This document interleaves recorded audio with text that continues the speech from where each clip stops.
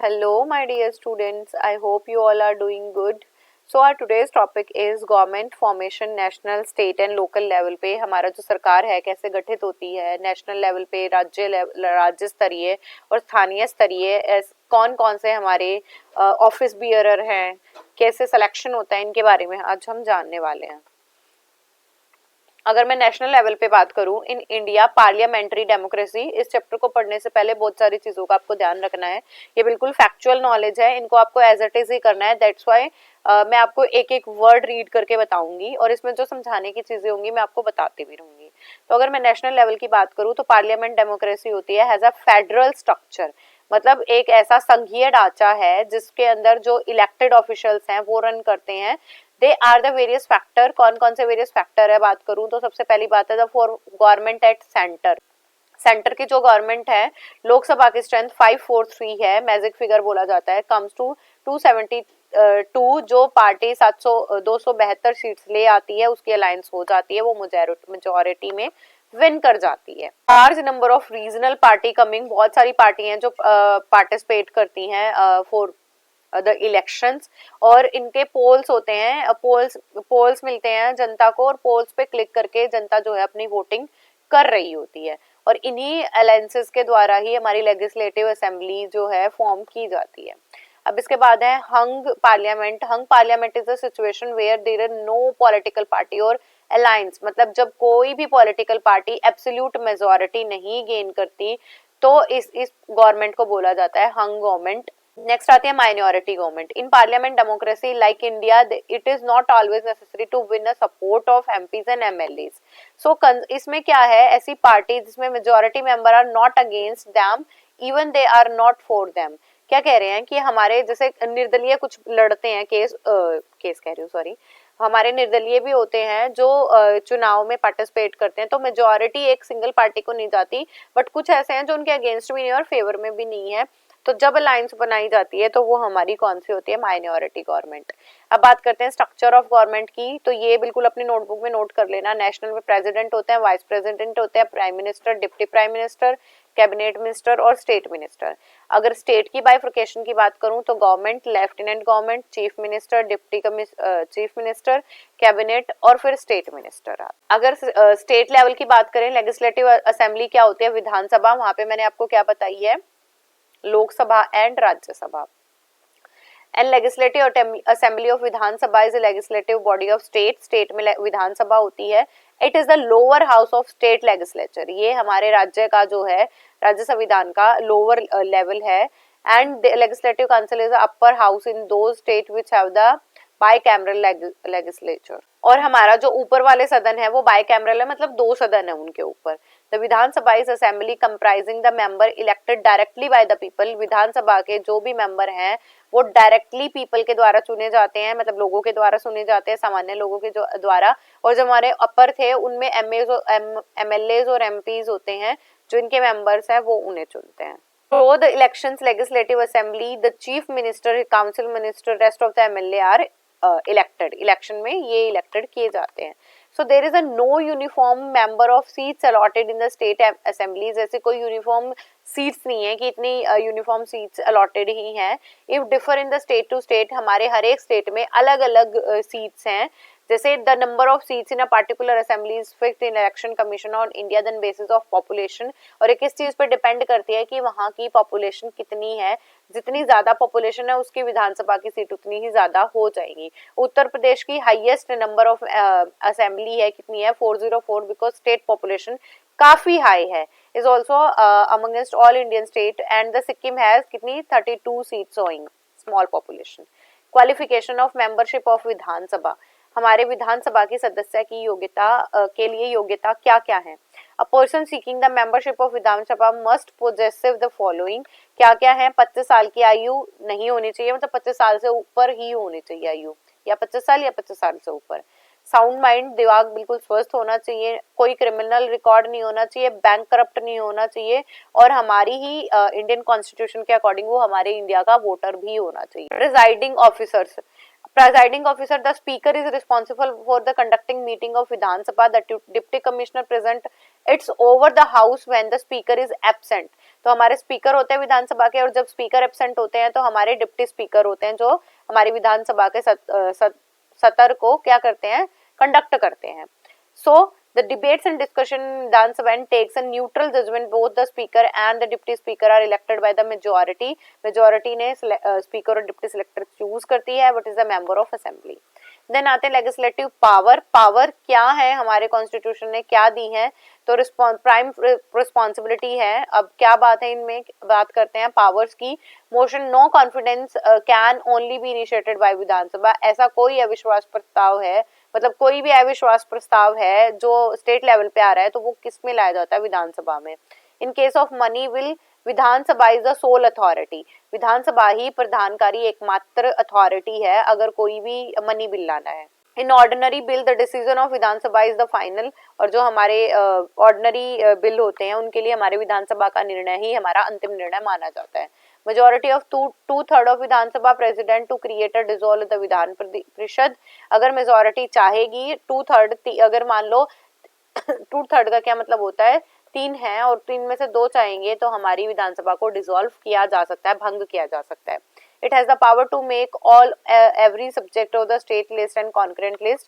और ये इनका भी पावर है कि वो स्टेट लिस्ट पे भी और कॉन्करेंट लिस्ट में भी क्या कर सकते हैं, दोनों की सूचियां बना सकते हैं. नेक्स्ट आते हैं the member of legislative assembly play a role in the electing president. हमारे जो राष्ट्रपति होते हैं उसको इलेक्ट करने में इनका बड़ा हाथ है. Legislative assembly send the parliament elect president, और अपना चुना हुआ प्रेसिडेंट वो पार्लियामेंट में भेज सकते हैं.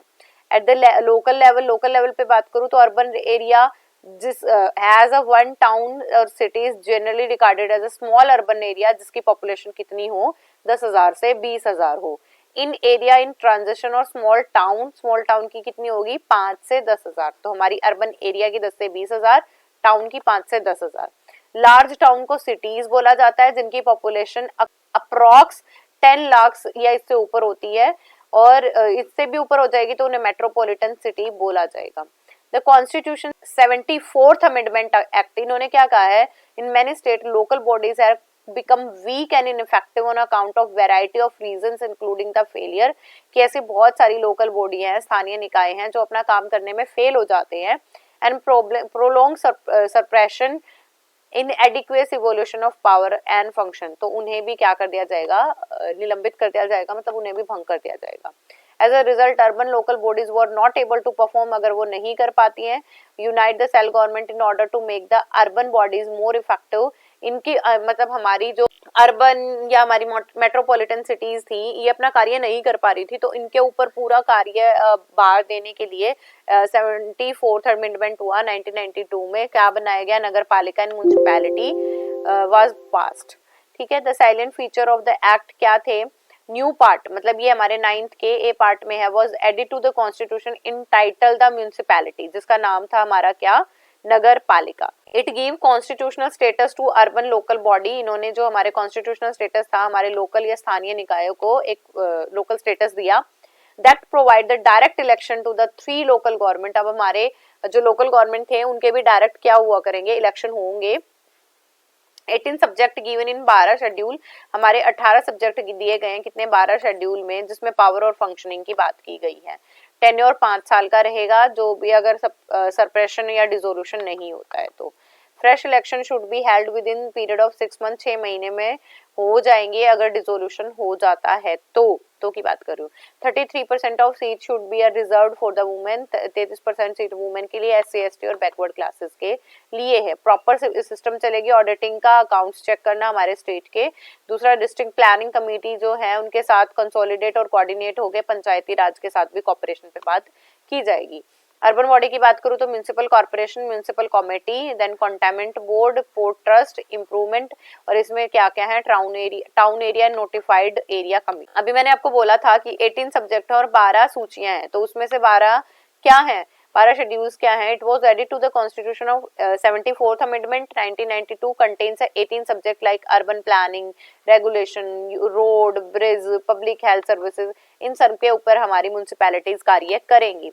द कॉन्स्टिट्यूशन अमेंडमेंट कौन सा, 74th, ये बार बार बोल रही हूँ, provide the 3 tier local body, 3 tier पे बात कर रहे हैं, municipal corporation for the large urban area, municipal council for the small urban area and Nagar Panchayat area for the transition of local and urban area.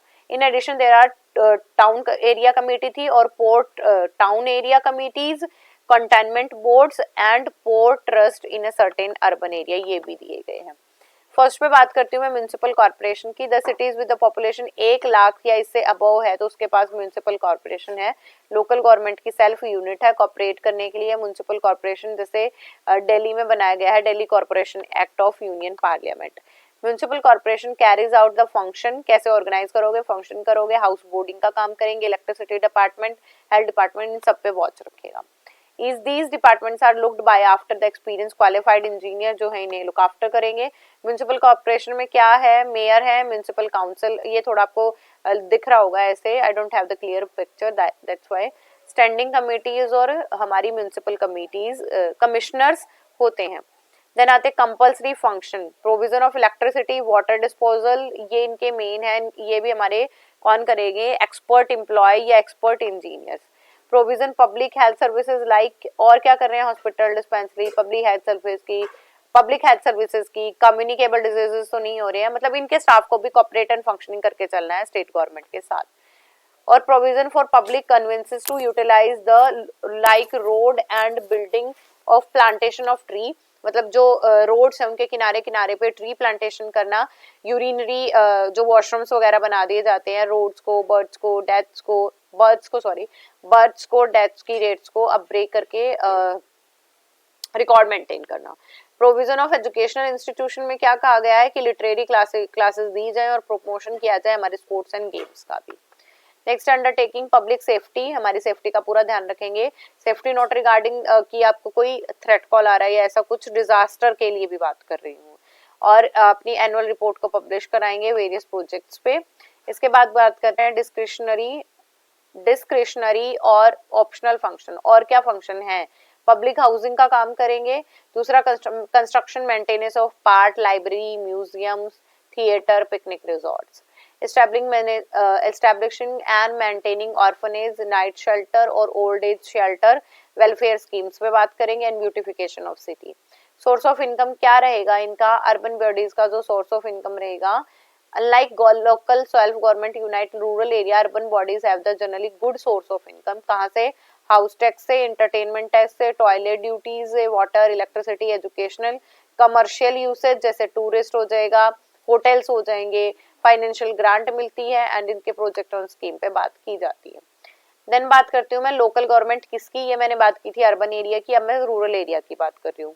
We have the central government to the look after the interest, ये rural area में भी होते हैं। Local level पे जो representative होते हैं वो भी सेल्फ गवर्नमेंट के होते हैं and it is a integral part of self government और हमारे स्टेट गवर्नमेंट का।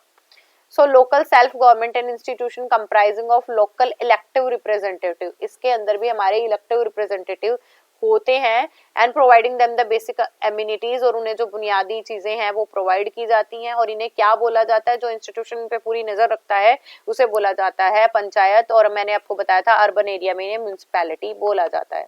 Local government and self government, local government is a quite different from the local government administrative, the localities such as state paid salary, chowkidar, patwari इनको देते हैं। And the official provide certain service to the village people, और ये लोगों जो गांव के लोग हैं उन्हें भी सर्विसेज प्रोवाइड करते हैं on a local affairs. And और क्या काम है, एंड द लोकल गवर्नमेंट कौन कहलाती है, हमारी पंचायत। पंचायत में भी डायरेक्ट मेंबर को इलेक्ट किया जाता है। इंपॉर्टेंस क्या है, फंक्शनिंग जो है बिल्कुल ग्रास रूट लेवल पे जाके काम कर रही है। दूसरा इंस्टीट्यूशन स्ट्रक्चर पे, पॉसिबल इंटरेस्ट पे, अफेयर्स पे, इन सारी की चीजों की रिस्पॉन्सिबिलिटी ले रही है। और जो बिगर चैलेंजेस हैं उन्हें बिल्कुल ग्राउंड लेवल से ट्रेन करने का काम किया जा रहा है, प्रॉब्लम्स को सॉल्व किया जा रहा है, क्योंकि पंचायती राज लोकल लोगों की प्रॉब्लम्स को रिमूव करने के लिए है, तो ऐसा कोई फाइनेंशियल बर्डन वगैरह नहीं है लोगों पे। Local self government institution gain the support to the local communities people for live peacefully without any disturbance, और ये कहा जाता है कि अगर आप अच्छे से रहते हो विदाउट डिस्टर्बेंस तो आपको भी कोई किसी प्रकार की हानि या परेशानी नहीं होगी। These institution government can reach ordinary citizen in a time to need like a national emergency, accounts committee easily set up कर सकते हैं। और इनके lesson the burden of workload on a street, central government machinery, और जो हमारी main government थी उसके थोड़े से कंधों का भार कम कर दिया गया है। They facilitate active participation of local people, और जो हमारे लोकल पीपल है, एडमिनिस्ट्रेटिव है, उनके इलेक्टेड मेंबर है रिप्रेजेंटेटिव के, उनको भी फैसिलिटीज प्रोवाइड की जाती हैं। हिस्टोरिकल बैकग्राउंड की बात करूँ तो local panchayat one of the oldest institution है इंडिया का, जो ऑटोनॉमिकली हर एक गांव में क्या होता था, सेटअप होता था। द पंच, पहले ना ये 5 मेंबर का एक पेयर मान लो कि कमेटी सी होती थी, उन्हें पंच बोला जाता था, ठीक है। और मैक्स नंबर कितने होते थे, 5 मेंबर होते थे उस कमेटी के, तो इसलिए उन्हें पंच बोला जाता था। और इनकी भी अपनी वर्डिक्ट्स होती, जिनका भी सम्मान किया जाता था कि अगर आप कोई गलत कर रहे हो तो पंचायत इन्हें क्या करेगी, सॉल्व करने की कोशिश करेगी।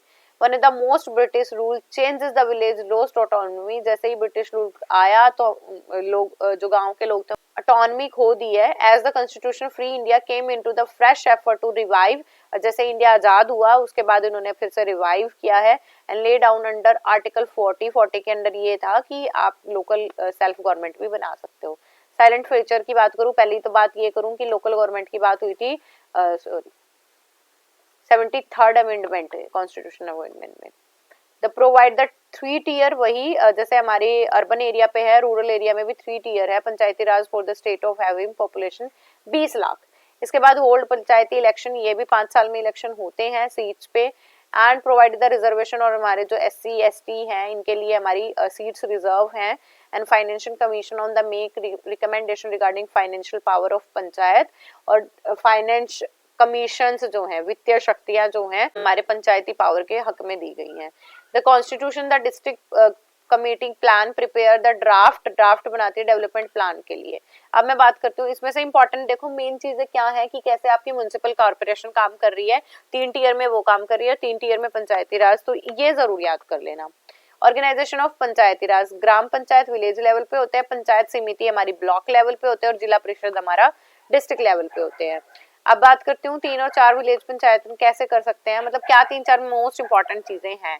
क्वालिफिकेशन लोकल बॉडीज का यही है कि आपकी जो एक तो पहली बात है कि वो इंडिया का सिटीजन होना चाहिए, और जिसकी एज हमारी 21 से कम ना हो। सबसे पहले तो इंडिया का वोटर हो, उसके बाद 21 से कम ना हो, और he must be registered voter in the case of panchayat members of Gram Sabha in the constitution, कि उन्हें निर्वाचन किया जाता है अगर वो पंजीकृत सदस्य बनते हैं।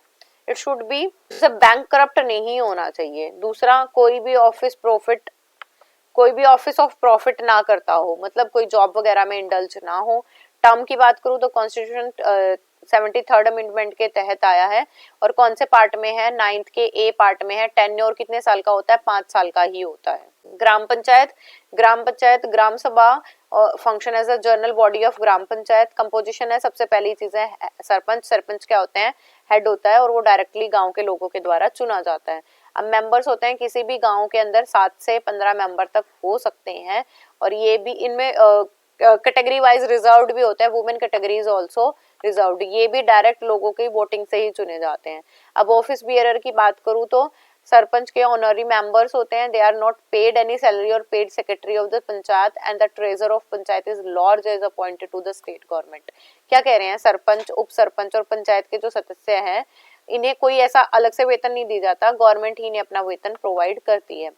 फंक्शन क्या है इनके, जो भी नेसेसरी चीजें हैं गांव के अंदर उसको देखना, और सबसे पहली बात है कि हमारी जो कॉन्स्टिट्यूशन है, हमारे जो रूल्स है, हमारे पावर है, उन्हें डिसेंट्रलाइज करना है। एडमिनिस्ट्रेटिव फंक्शन की बात करें तो पब्लिक वेलफेयर की बात होगी, विलेजेस के अंदर कैसे मेंटेन होंगी, road, car, track, drainage system, wells कैसे बनाए जाएंगे।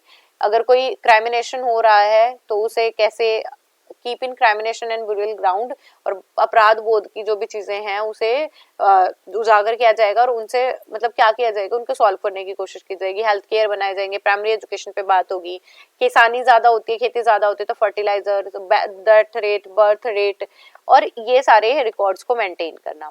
सोशल एंड इकोनॉमिक फंक्शन बता दूं तो परफॉर्म अकॉर्डिंग टू अवेलेबिलिटी, जैसा फंड प्रोवाइड होगा वैसा ये कार्य करेंगे। Construction of guest house, library या मैरिज हॉल एक जरूर होता है गांव के अंदर, उसको बनाएंगे। विलेज मेलाज, फेयर, एग्जीबिशन कुछ होगा तो वो ऑर्गेनाइज करेंगे। ट्री प्लांटेशन का, गार्डन का, शॉप्स, क्रेडिट, ये सारी चीजों का ध्यान रखेंगे। जुडिशियल फंक्शन की बात करूं तो क्या है, न्याय पंचायत। न्याय पंचायत होती है, न्याय पंचायत हमारी जुडिशियल है और इसमें ये क्या करते हैं, न्याय करने का काम करते हैं। कैरेक्टरिस्टिक्स की यही है कि अगर लोगों के बीच में कोई भी ऐसी कॉन्फ्लिक्ट हो जाते हैं तो उसे रिजोल्व कराने का काम करेंगी।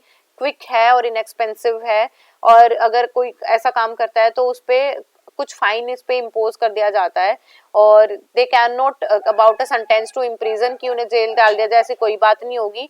लॉयर्स वगैरह नहीं आते हैं, ज्यूरिडिक्शन सारी इनके अगेंस्ट होती है। There is a no general appear against the decision of panchayat, ऐसा इनके खिलाफ कोई डिसीजन लिया जाए ऐसा कुछ भी नहीं है।